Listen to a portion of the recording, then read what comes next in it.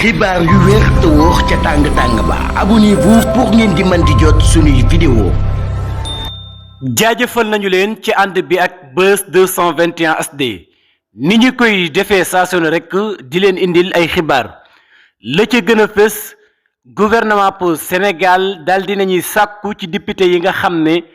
ñoo nekkoon ci 14e législative yi maanaam assemblée bii nga xam ne génn nañ ko waaye itam kii nga xam ne moom moo di Amadou Mame Diop nekkoon li nga xam ne moom moo di président bu assemblée nationale boobule. gouvernement bu Sénégal ñi ngi sàkku bépp député boo xam ne bokkoon nga ci 14e législative bi oto buñ la joxoon moo xam carburant lu mu manti doon nga daal di koy delloosi ci li nga xam ne moom moo di assemblée bi comme que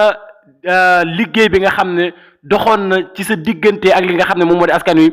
jeex na nga daal di delloowaat li nga xam ne moom moo di oto yi ak bépp privilège boo xam ne assemblée nationale joxoon na la ko ngir li nga xam ne nag moom moo di askanu Sénégal ca boobu lépp jamono kii nga xam ne moom moo di Cheikh Abdou Mbacké Bara Dolly nekk itam député boo xam ne bu ñu ràññee la woon lool ci réew mi di réewum Sénégal rawatina ca pencum ndawi réew ma moom daal dinay xam ne delloo na li nga xam ne moom moo di voiture bi nga xam ne assemblée nationale moo ko joxoon ngir li nga xam ne nag moom moo di liggéeyu askan wi waaye itam nekkoon ci li nga xam ne moom moo di bëgg askan wi moom Cheikh Bara Dolly wax na ne alxames lañ leen joxoon li nga xam ne nag moom moo di dale mu di alxames bii nga xam ne moom la ñu daal di dëtmal ngir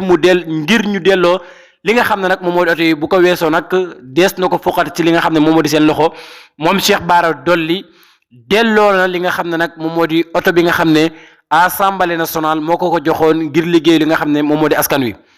waaye itam waxaat leen beneen xibaar kii nga xam ne nag moom moo di njiitu réew mi Bassirou Diomaye Diakhar Faye woote waat na li nga xam ne moom moo di ab setal ci réew mi di réewum Sénégal le 29 décembre bii nga xam ne nag moom la ñu daal di dëtmal waaye itam waajalee ko le 1er décembre bi nga xam ne fas yéene nañoo def li nga xam ne nag moom moo di sargal suñu jàmbaar yooyee nga xam ne nag ñoo daal di